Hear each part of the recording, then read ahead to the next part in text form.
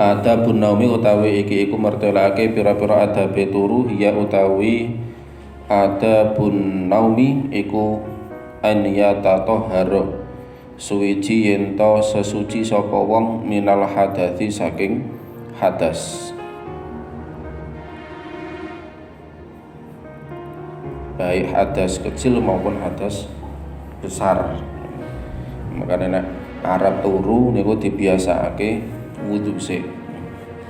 Jadi ya ora mung wudu kan, biasanya kan dia buang air kecil sisantine karo wudu, aja mung sekedar nguyuh tok ning ya tanpa wudu, tapi tetep sisantine padha-padha ning mburi ya kan karo pipis sisantine wudu. Karena tidur dengan keadaan suci itu nanti apa jenengane akan lebih terjaga dari gangguan-gangguan ya cara bahasane iki sing mistis ya. Gangguan-gangguan jin ataupun sihir ya. Itu berawal dari apa suci. Kalau suci itu akan terhindar dari hal-hal itu. Bahkan dalam sebuah keterangan nek wong iku turu kok di dalam hadas, apalagi hadas besar, iku ya malaikat ora gelem paring perlindungan. Makanya kenapa orang itu kena sihir, kena santet itu biasanya kan masuk sihir itu adalah ketika orang itu pikirannya kosong. Pikiran kosong itu adalah pada saat ketika les turu atau pas tangi turu. Jadi wong nek ngantuk terus les mungkin itu otak itu kosong. Nah pada saat itulah kadang sihir itu masuk, gangguan-gangguan mistik itu masuk.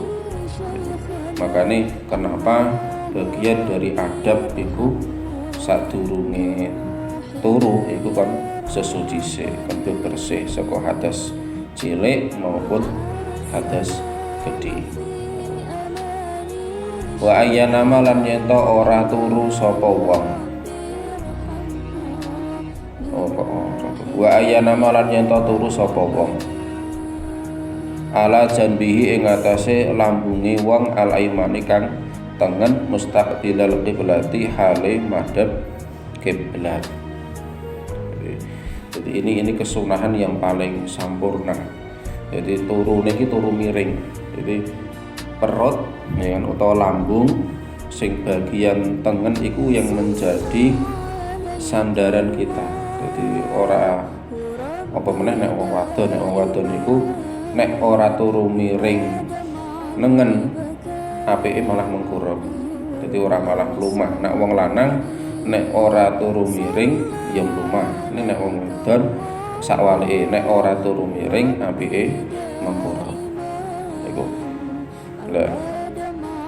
Jadi miringe nek cara awake dhewe ning kene ya berarti miringe madhep ngulon. Jadi kaya posisi nek wong mati kae. Jadi sirahe ning lor terus miringe miring ngulon, ya kan? Kenapa demikian? Karena ati. Jadi ati iki ning sebelah kanan sehingga nek ati utawa paru-paru ya kan utawa jantung ya iku ana ning sebelah kanan. Nek awake dhewe turune miringi ngiwa iku nanti sesek. Nah, jenengan njajal praktek turu miring ning turune arah ngiwa berarti kan iku nganti mesti sesek utawa ya istilahnya ambegane iki ora kepenak, ora lancar karena akan berat untuk mengambil nafas. Jadi kerja paru-paru, kerja jantung itu akan ekstra ketika kita miring kanan. Nek miring kiwa ya. Nek miring kanan itu malah justru akan ringan. Oleh ambegan ya kepenak ya kan ora sesek gitu. Makanya itu kesunahan yang luar biasa yang diajarkan oleh Nabi. Meskipun pada saat itu belum ada penelitian yang sangat detail tentang masalah itu, masalah kesehatan dan sebagainya, tapi ternyata apa yang diajarkan oleh Nabi itu punya efek yang luar biasa. Bahkan kadang bagi kita iku nek turu mlumah itu kadang iso sesek dan ada potensi ngorok. Biasanya uang turu ngorok itu posisi turunnya terlentang, nggak mungkin uang turu mengkurep kok terus ngorok, itu nggak mungkin. Utawa ngorok kok posisi turunnya miring, itu nggak mungkin. Biasanya uang ngorok itu ya turunnya terlentang. Nah itu. Tapi nek turu miringanan orang ngorok karena ambegan itu lancar. Itu contoh. Jadi yang dicontohkan, yang diajarkan oleh Kanjeng Nabi itu seperti itu. Jadi miring arah tengen terus madhep kiblat. Terus tangane, makanya ben iso ngono ki tangane iki biasane tangan tengen epek-epek ki gawe bantal. Ya misalkan tetep nggo bantal iki tetep terus bantal iki dilandesi nganggo epek-epek tengen. Wa ayal sudalan yen to aja sapa wong binaumihi kelawan turune wong rohata badanihi ing ngistirahatake badane wong atau ngenakake badane wong liyak wa supaya dadi kuat sapa wong alal ibadati ing atase nglakoni ibadah. Jadi ini ibadah khairul mahdhah itu seperti ini contohnya. Jadi turu itu menjadi rutinitas kebiasaan biasa, tapi nek diniati ibadah ya jadi ibadah khairul mahdhah jenengane. Ya kan? Jadi pas turu diniati ben engko kuat anggone ibadah, ben orang ngantuk anggone tahajud dan qiyamul lail dan sebagainya. Dan itu yang diajarkan oleh ulama-ulama kita terdahulu. Bahkan Sufyan Ats-Tsauri rahimahullahu ta'ala, ini salah satu ulama besar di Mesir ya, sebelum kedatangan Imam Asy-Syafi'i, itu selalu mengingatkan kepada para santrinya, karena Sufyan Ats-Tsauri itu adalah ulama yang sebenarnya bisa mendirikan madhab sendiri, cuman karena pendapat-pendapat Imam Ats-Tsauri itu tidak tercatat dengan rapi, maka tidak bisa berdiri madhab karena secara kualitas itu kan kurang autentik karena tidak ada buku ya, pendapat-pendapat beliau hanya dinukil dari lisan. Jadi sebagaimana misalkan kata murid ya, seperti itu secara lisan, sehingga kenapa pendapat Imam Ats-Tsauri itu tidak disebut madhab, tapi beda dengan Imam Syafi'i, karena Imam Syafi'i itu sampai merumuskan usul fikih tersendiri, maka bisa berdiri madhab. Imam Maliki juga punya rumusan usul fikih dalam kitab Al-Muwatta dan seterusnya. Tapi Imam Ats-Tsauri itu pendapatnya dinukil. Nah, jenengan nek maca kitab Al-Umnya Imam Syafi'i itu banyak sekali mengambil pendapatnya Imam Ats-Tsauri, karena memang Imam Syafi'i itu juga sebagian kecil terpengaruh dengan pendapatnya Imam Ats-Tsauri melalui murid-murid Imam Ats-Tsauri.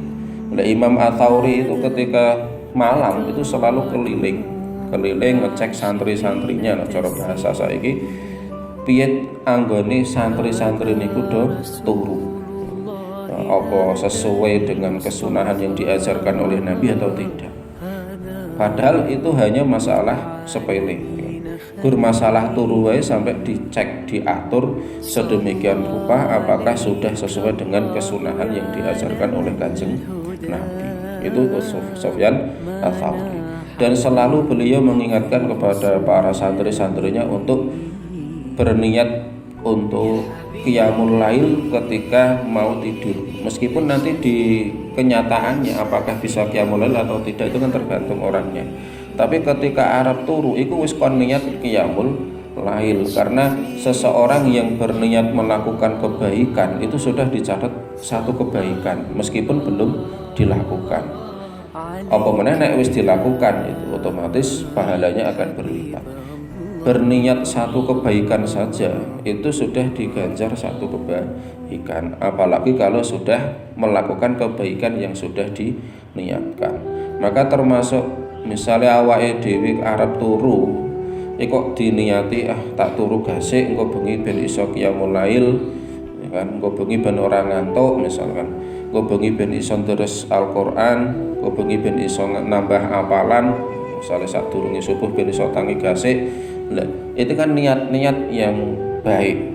Maka meskipun nanti ternyata ketika turu terus blabas tekan subuh misalkan ora sempat qiyamul lail, itu sudah diganjar oleh Allah satu kebaikan karena niatnya adalah niat kebaikan, meskipun niatnya itu adalah dilakukan pada saat hendak melakukan sebuah kegiatan atau rutinitas yang itu sebenarnya bukan ibadah, kayak contohnya turu ya kan.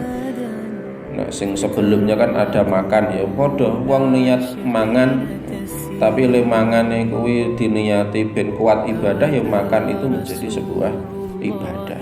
Sama orang tidur dan niatnya ketika tidur untuk ibadah ya maka tidurnya itu akan bernilai ibadah. Itulah hebatnya syariat kita itu seperti itu. Maka niat itu menjadi hal yang sangat penting. Ya kan, bahkan Imam Asy-Syafi'i itu dawuhake niat itu masuk dalam 70 bab fikih ya, 70 lebih bab fikih, karena setiap amal apapun itu bisa menjadi ibadah tergantung pada niatnya, termasuk turu. Kok niate kanggo kuat ibadah ya jadi ibadah. Maka wa ma khalaqtul jinna wal insa akan menjadi terrealisasi ketika kita setiap melakukan apapun, meskipun itu adalah kebiasaan biasa, tapi ketika diniatkan ibadah maka hidup kita menjadi bernilai ibadah. Ini penting, maka niat itu harus dijaga, jangan sampai niat kok sampai lupa.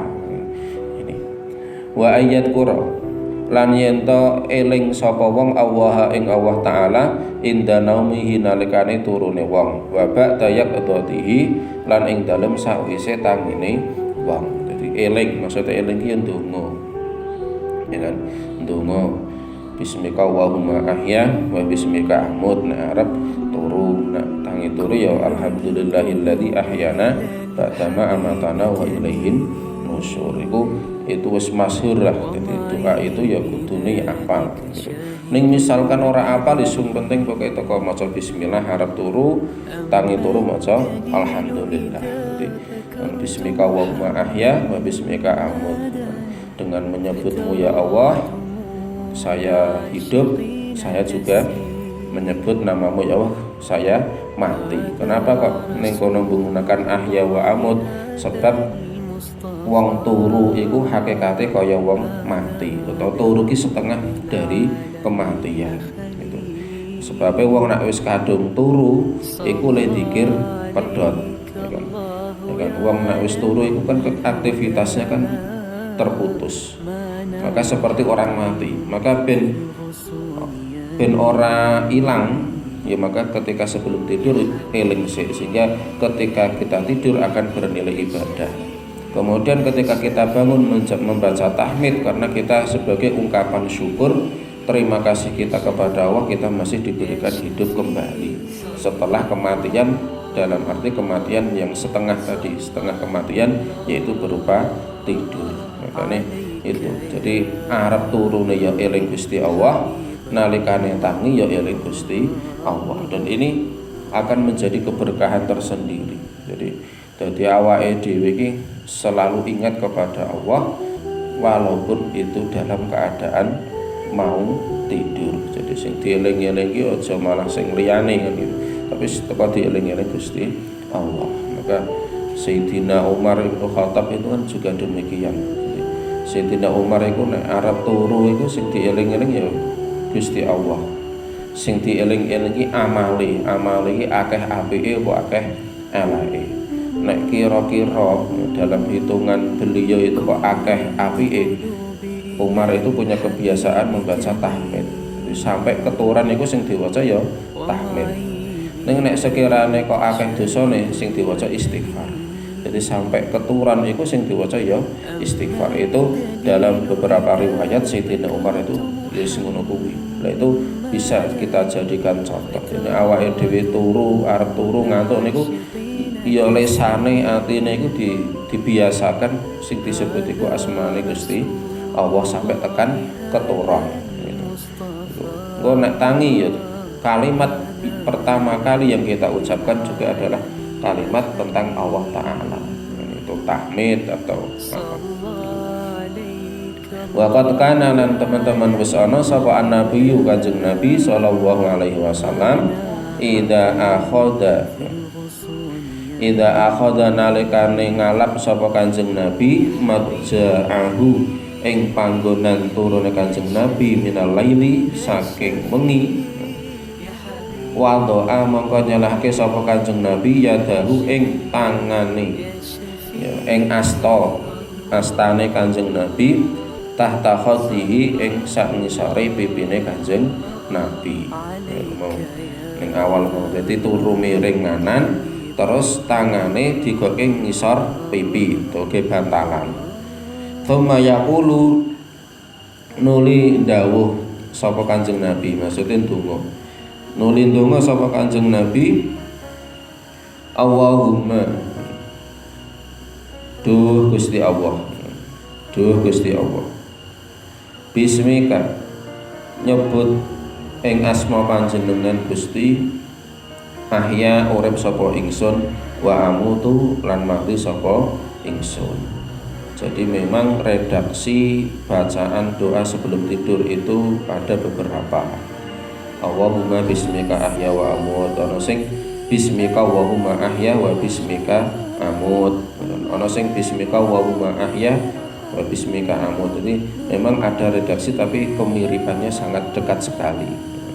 Nah, kalau yang disebutkan dalam kitab ini ya Allahumma bismika ahya wa amut, ya Allah dengan menyebut zat panjenengan, asma panjenengan, saya hidup dan saya mati. Tadi nek turu itu kaya setengah mati. Makanya itu bentuk kepasrahan kepada Allah ketika kita hendak mau tidur. Jadi awake dhewe iku lak milik Gusti Allah. Jasad kita, roh kita, bahkan apa yang kita miliki hakikatnya adalah milik Allah. Maka ketika kita mau tidur, yang mana tidur itu adalah gambaran dari sebuah kematian, maka kita pasrahkan diri kita, hidup dan mati kita kepada Allah. Karena kita tidak tahu. Nah wis turu iku terus iso tangi meneh apa ora. Nek iso tangi berarti tahmid alhamdulillahilladzi ahyana, dengan segala puji bagi Allah. Tapi nek misalnya blabas, maka ketika kita misalnya blabas mati, maka kita sudah pasrah kepada Allah, kita mati dalam keadaan menyebut asma Allah sebagaimana yang kita ucapkan sebelum tidur. Termasuk ya kan fadilahnya membiasakan doa sebelum tidur itu akan menjaga diri kita dari hal-hal yang tidak baik ya kan? Bahkan kalau dalam riwayatnya Sayyidah Aisyah itu tidak hanya Allahumma bismika ahya bismika amut, tapi termasuk membaca ayat kursi, terus membaca surat Al-Ikhlas 3 kali, Qul huwallahu ahad, terus membaca surat Al-Falaq, membaca surat An-Nas, terus ya kan itu yang riwayat yang paling masyhur itu ayat kursi, surat Al-Ikhlas, surat Al-Falaq, surat An-Nas ya kan. Ada yang menambahkan oleh para ulama itu menambahkan ya terus ana Fatihah, ana awal Baqarah, terus ana akhir Baqarah kaya awake dhewe maca tahlil. Tapi sing pokok iku mau ayat kursi, surat Al-Ikhlas, terus Falak bin Nas. Nek wis bar diwaca terus disebulke ning epek. Dadi bar maca disebulke ning kon epek terus diusapke ning awak. Di awak sak nyandake. Jadi awit sirah medun tekan poke triji sikil. Diusapke kabeh sak nyandake. Itu adalah riwayat sebagaimana yang diceritakan oleh Sayyidah Aisyah. Jadi Aisyah itu punya tradisi seperti itu ya kan? Karena beliau memang diajar oleh Nabi dan itu fadilahnya luar biasa ya kan? Dan di samping menjaga diri dari gangguan-gangguan yang mistik tadi. Misalnya jenengan kesel kok ngamalke kuwi, iki insyaallah kesele hilang. Jadi nek jenengan kok sering kesel, sering apa, karena aktivitasnya berat, maka coba mengamalkan itu nanti ketika tangi turu itu adalah kepenak. Cara ngimpi ini orang ngimpi sing aneh-aneh. Ngimpi ini mesti apik. Karena ada ritual-ritual yang luar biasa sebelum tidur. Ngimpi ini orang mungkin ngimpi elek. Cara ngimpi elek itu bisa jadi itu sebagai peringatan atau pertanda bagi kita. Sehingga ngimpi ini orang terus hanya kembang tidur, itu tidak. Kalau kita mimpi baik itu juga bisa menjadi pertanda akan ada kebaikan bagi kita, karena salah satu tanda yang diberikan oleh Allah itu adalah melalui sebuah mimpi. Maka ketika kita mau tidur itu sudah baca doa sedemikian rupa kemudian kita bermimpi, maka itu bisa jadi adalah sebuah ilham yang diberikan oleh Allah kepada kita melalui jalur mimpi. Maka itu bisa kita pelajari sebagai langkah, ya, sebagai pedoman hidup atau sebagai langkah kita untuk menentukan sebuah pilihan, ya. Bahkan kalau dalam sholat istikharah kan juga gitu. Sholat istikharah itu kan nanti jawabannya kan bisa melalui mimpi, ya. Maka doa-doa sebelum tidur itu jangan sampai terlupakan. Jenengan misalnya sing duwe penyakit ngantukan itu ya, maka membaca doa sebelum tidur itu sesegera mungkin. Gak usah wayah-wayah kok terus ujuk-ujuk keturan, itu doa itu sudah terbaca. Bahkan tidak hanya ayat kursi, falak, binas, ikhlas, tapi malah justru ada yang menambahkan 10 surat pendek terakhir, berarti dari surat Al-Hakumut tekan surat An-Nas. Itu nek dilanggengake ya apik meneh. Sadurunge turu iku maca saka Al-Hakumut tekan surat An-Nas dan banyak lagi. Itu intinya adalah kita sebelum tidur itu usahakan untuk memperbanyak, ya kan, bacaan-bacaan yang menghantarkan kita senantiasa ingat kepada Allah Subhanahu wa taala. Wa idza staiqadha lan nalikane tangi sapa Kanjeng Nabi qala mongko donga sapa Kanjeng Nabi, alhamdulillahilladzi ahyana ba'dama amatana wa ilaihin nusyur. Alhamdulillah sekabehane puji iku lillahi tetep kagungane Gusti Allah alladzi ya Allah ahyana kang wis nguripake sapa Allah ing kita ba'dama amatana ing dalem sakwise olahe matekake sapa Allah ing kita. Wa ilaihi lan maring Allah, wa ilaihi lan iku maring Allah an-nusyuru utawi apa jenengane kumpul iki maksudnya dikumpulkan nanti di yaumul qiyamah gitu, atau kita kembali. Jadi muji maring Gusti Allah yang sudah memberikan kehidupan kembali setelah kematian. Jadi tidur itu setengah kematian, kok kita diberikan kesempatan untuk hidup, maka kita wajib syukur. Lah bentuk syukurnya adalah membaca tahmid alhamdulillah dan sekaligus ikrar bahwasanya kita akan kembali kepada Allah Subhanahu wa taala. Karena kita adalah milik Allah, maka suatu saat kita juga akan kembali kepada Allah. Inilah doa yang diajarkan oleh Kanjeng Nabi kepada umatnya, termasuk kepada kita. Ya, semoga dan usahakan bisa sesering mungkin untuk tetap mengamalkan doa ini. Ini doa paling minimalis, ya kan. Jenengan nek duwe amalan-amalan yang lain silahkan. Doa paling minimalis ya ini tadi dua, bismika Allahumma atau Allahumma bismika wa ahya wa amut, karo sakwise alhamdulillahilladzi ahyana sampai turute. Nah, kalau mau menambah kayak tadi sebagaimana kebiasaan yang dilakukan Aisyah, ayat kursi, falak, binas, ikhlas, itu juga sangat lebih baik. Atau misalnya ditambah meneh 10 surat pendek yang terakhir dari Al-Hakumut tekan An-Nas juga sangat lebih baik. Atau misalkan jenengan punya sering gangguan-gangguan yang tidak baik, kemudian menambah misalnya membaca surat jin misalkan, atau membaca Yasin, atau membaca surat Al-Mulk dan sebagainya, atau mungkin karena punya hajat tertentu kemudian sering membaca Waqiah, itu juga baik. Artinya itu adalah tambahan-tambahan yang sangat baik apabila dirutinkan.